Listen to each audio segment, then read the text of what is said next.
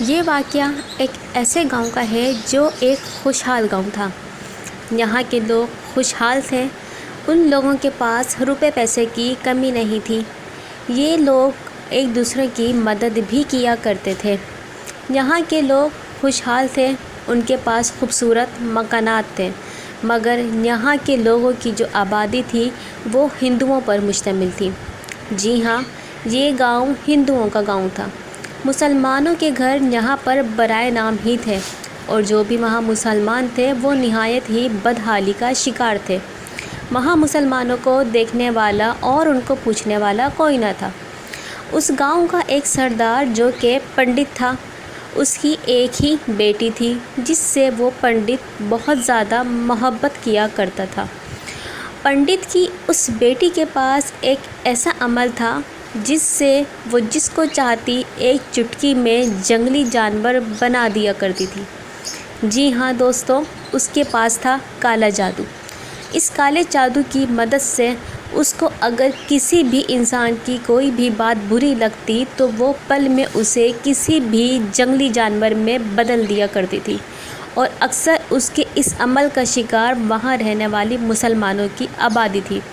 وہاں جو گنے چنے مسلمانوں کے گھر تھے، ایک تو وہ غربت سے پریشان تھے اور دوسرا وہ اس لڑکی کے اس عمل کی وجہ سے پریشان تھے۔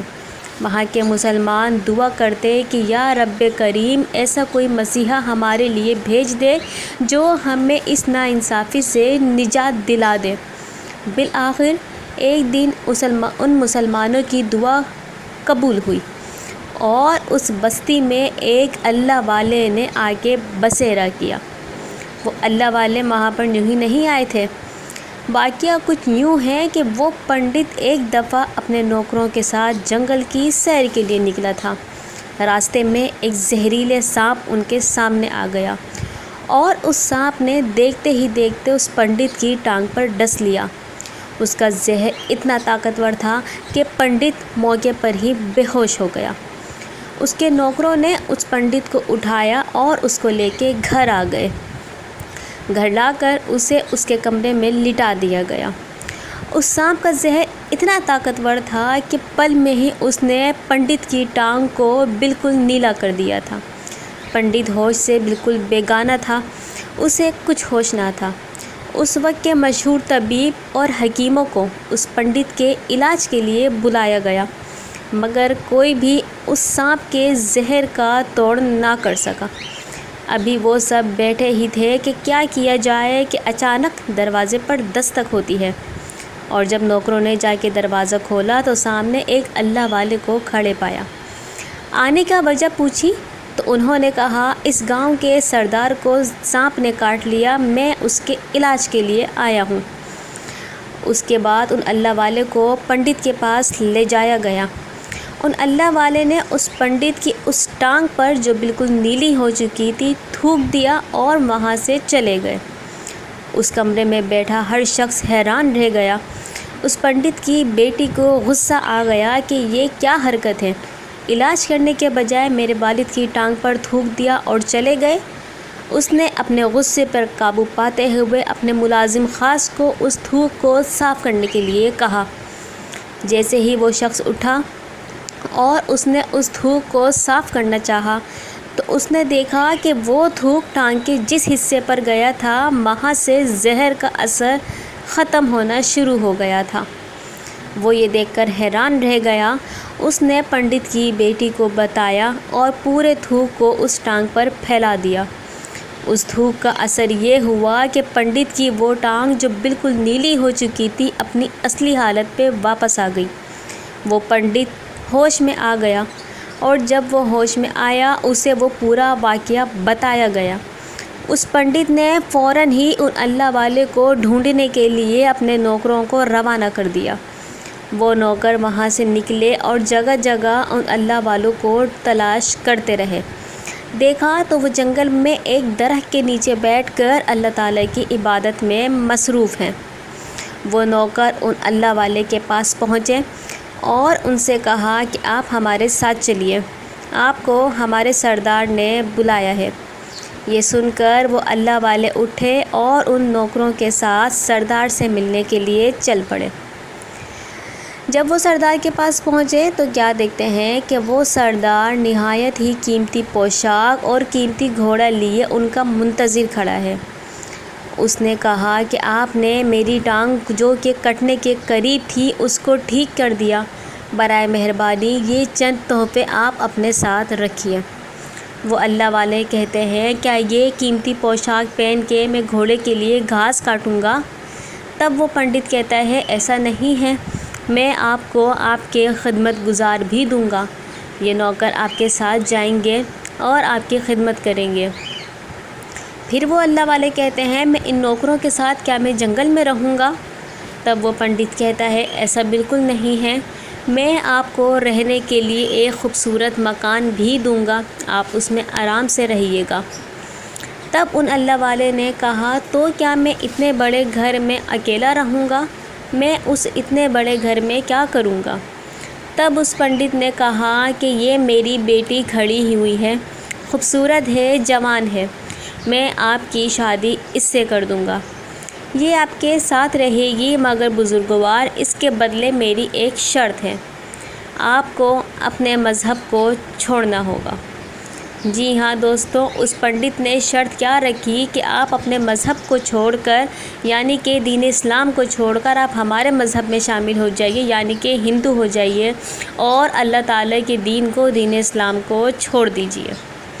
یہ سن کر ان اللہ والے نے کہا کہ اچھا آپ یہ چاہتے ہیں کہ میری آل اولاد بھی ہو اور میری نسل آپ کی بیٹی سے آگے بڑھے، تو آپ مجھے یہ بتائیے کہ کل کو جو بچے ہوں گے ان میں سے اگر کسی کو کچھ ہوا تو کس کو رونا پڑے گا؟ تب وہ پنڈت کہتے ہیں بزرگوار رونا تو آپ کو ہی پڑے گا۔ تب ان اللہ والے نے یہ کہہ کر ساری چیزیں واپس کر دیں کہ اگر ان چیزوں کے بدلے مجھے رونا پڑے تو مجھے یہ چیزیں نہیں چاہیے، آپ ان دنیاوی چیزوں کے بدلے مجھ سے میرا دین اسلام چھیننا چاہتے ہیں، یاد رکھیے میں اپنی جان دے کر بھی اپنے مذہب سے پھرنے والا نہیں ہوں، میں مر جاؤں گا لیکن اپنے دین اسلام کو کسی بھی حال میں نہیں چھوڑ سکتا۔ ویسے بھی میں یہاں کچھ لینے کے لیے نہیں آیا بلکہ میں کسی اور مقصد کے لیے آیا ہوں۔ تب اس پنڈت نے پوچھا کہ آخر آپ یہاں پر کس مقصد کے لیے آئے ہیں؟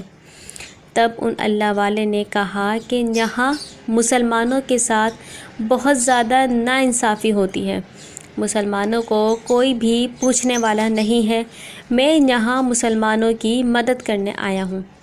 تب وہ پنڈت طنزیہ ہنسا اور کہنے لگا آپ ہماری طاقت کے بارے میں جانتے ہیں پھر بھی آپ آ گئے؟ میری یہ بیٹی اپنے عمل میں اتنی پختہ ہے کہ پل بھر میں جس انسان کو بھی چاہے جنگلی جانور بنا سکتی ہے، یہ سب کچھ جاننے کے بعد بھی آپ یہاں پر آئے ہیں اور میرے سامنے کھڑے ہیں۔ تب ان اللہ والے نے کہا کہ تمہاری یہ بیٹی اب تک جتنے پہ بھی عمل کیا وہ سب کمزور انسان تھے، اگر اس کا عمل طاقتور ہے تو اس کو کہو کہ مجھ پہ عمل کرے، تب میں اس کا جادو مانوں گا۔ اس سے پہلے کہ وہ پنڈت اپنی بیٹی کو اشارہ کرے کہ وہ آئے اور ان اللہ والوں کو سبق سکھائے، اچانک ہی ان اللہ والے نے اس لڑکی پر ایک پھونک مار دی۔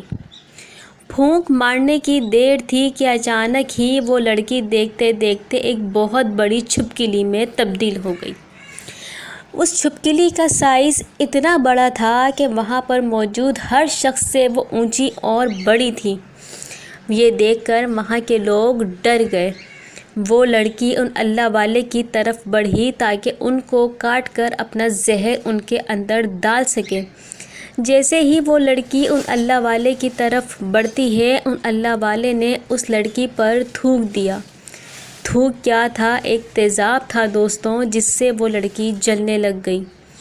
وہ لڑکی جلتی رہی۔ جب پنڈت نے اپنی بیٹی کی یہ حالت دیکھی تو اللہ والے کے پیروں میں گر گیا اور ان سے معافیاں مانگنے لگ گیا۔